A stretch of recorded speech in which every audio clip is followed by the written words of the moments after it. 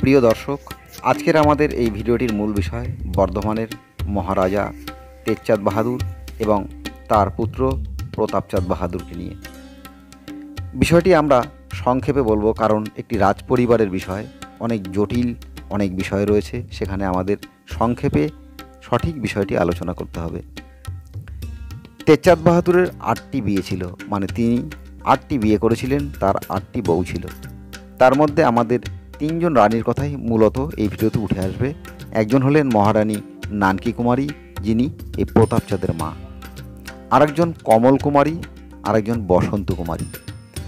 এই কমল কুমারী হলেন পরাণবাবুর দিদি, অর্থাৎ তেজচাঁদ বাহাদুরের এই স্ত্রী যিনি কমল কুমারী, তার ভাইয়ের নাম পরাণবাবু, যিনি এই রাজপরিবারই কর্মরত ছিলেন এবং অনেকেই মনে করেন যে এই বিষয়ের একটি ষড়যন্ত্রকারী হিসেবে তিনিই ছিলেন। ইতিহাসের এই সত্য মিথ্যা কী, সেটি গবেষণা বা আলোচনার বিষয়। আর বসন্ত কুমারী হলেন ওই পরাণবাবুর সন্তান বা মেয়ে। তাহলে কি দেখা গেল যে পরাণবাবু কমল কুমারী যিনি ছিলেন তার ভাই এবং বসন্ত কুমারী পিতা। তাহলে দেখা গেল যে বসন্ত কুমারীকে বিয়ে করেছিলেন তেজচাঁদ বাহাদুর এবং কমল কুমারীকে বিয়ে করেছিলেন তেজচাঁদ বাহাদুর। এবং পরাণবাবু কি দাঁড়ালো তাহলে? পরাণবাবুর বোন কমল কুমারী এবং বসন্ত কুমারী মেয়ে। তাহলে একধারে তিনি শালা, আবার একটি দিকে তিনি শ্বশুর। এরকম একটি জটিল সম্পর্ক।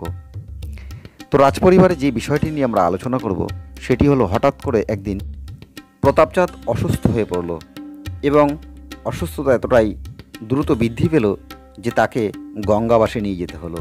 মানে পূর্বকালে একটি নিয়ম ছিল, মৃত্যুর আগে মানুষকে গঙ্গার পাড়ে নিয়ে যাওয়া হতো। তো সেক্ষেত্রে গঙ্গা পাড়ে তাকে নিয়ে যাওয়া হলো গঙ্গাবাসের জন্য, এবং সেখানেই তিনি মারা গেলেন বলে কথিত আছে। আর এক পক্ষ জনগণের মধ্যে আলোচিত আছে যে তিনি মারা যাননি, এই পরাণবাবুরাই তাকে ষড়যন্ত্র করে নিয়ে গিয়েছিলেন এবং এই প্রতাপচাঁদ সেখান থেকে পালিয়ে গিয়েছিলেন। 14 বছর পরে হঠাৎ করে বর্ধমানের গোলাপবাগ বলে একটি জায়গা আছে এখন যেখানে কৃষ্ণসার পার্ক, এই গোলাপবাগে একজন সন্ন্যাসী এসে হাজির হলেন এবং তিনি দাবি করলেন তিনিই হলেন রাজা বাহাদুর প্রতাপচাঁদ। সেখানকার স্থানীয় কর্মচারীরা থেকে চিনতে পারলেন এবং তারাও মানলেন যে হ্যাঁ, ইনিই সেই প্রতাপচাঁদ। খবরটি গেল রাজপরিবারে। পরাণবাবু লাঠিয়াল পাঠালেন এবং সেখান থেকে তাড়িয়ে দেওয়া হলো এই সন্ন্যাসীকে, এবং প্রচার করা হলো তিনি একজন ভণ্ড সন্ন্যাসী এবং তাকে তাড়িয়ে দেওয়া হলো। তিনি সেখান থেকে চলে গেলেন কাঞ্চন পল্লী বলে একটি জায়গা আছে সেখানে। এবং আমরা দেখতে পাই যে এই প্রতাপচাঁদকে তারপরে বন্দি করা হয় এবং তিনি রাজ্যে অশান্তি ছড়াচ্ছেন বলে একজন প্রতারক প্রবাঞ্চক বলে তাকে ব্রিটিশ গভর্নমেন্টের পুলিশ তাকে আটক করেন। এই আটকের আগে একটি সময় ছিল যখন প্রতাপচাঁদ বিভিন্ন নৌকো করে মানুষজনকে নিয়ে, কারণ অনেক রাজারা বা প্রভাবশালী ব্যক্তিরাও মনে করতেন ইনিই হলেন আসল রাজা প্রতাপচাঁদ, এবং তার সঙ্গ দিয়েছিলেন, তাকে সাহায্য করেছিলেন। তাদেরই মধ্যে একজন ছিলেন কৃষ্ণনগর রাজপরিবারের সন্তান, যিনি আনন্দধামের রাজা ছিলেন, নরহরিচন্দ্র। এই নরহরিচন্দ্র তিনি তার সঙ্গে ছিল, এবং তাদের বজরা যখন কালনার কাছাকাছি যায় তখন ব্রিটিশ গভর্নমেন্টের পুলিশ তাদের উপরে গুলি চালায় এবং সেখানে অনেকেই মারা যান, অন্ততপক্ষে 18 জন মানুষ মারা যান। এবং সেখান থেকে জাল প্রতাপচাঁদ, নরহরিচন্দ্র, কিছু মানুষ গঙ্গায় লাফ দিয়ে পালিয়ে আসেন শান্তিপুরে। তার পরবর্তী বিষয়টি এরকমই যে জাল প্রতাপচাঁদ এক সময় বন্দী হয় এবং তার বিচার চলে কয়েক বছর। দেখা যায় যে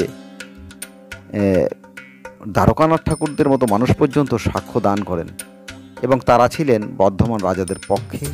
আবার অনেক প্রভাবশালী জমিদার রাজা ছিলেন যারা এই প্রতাপচাঁদের পক্ষে, এবং শেষে প্রতাপচাঁদ হেরে যান এবং প্রমাণ হয় যে তিনি জাল। সে থেকেই তার নাম হয় জাল প্রতাপচাঁদ।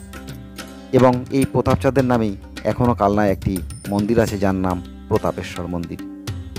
প্রতাপের এই কাহিনীটি আরও অনেক দীর্ঘ করা যেতে পারত।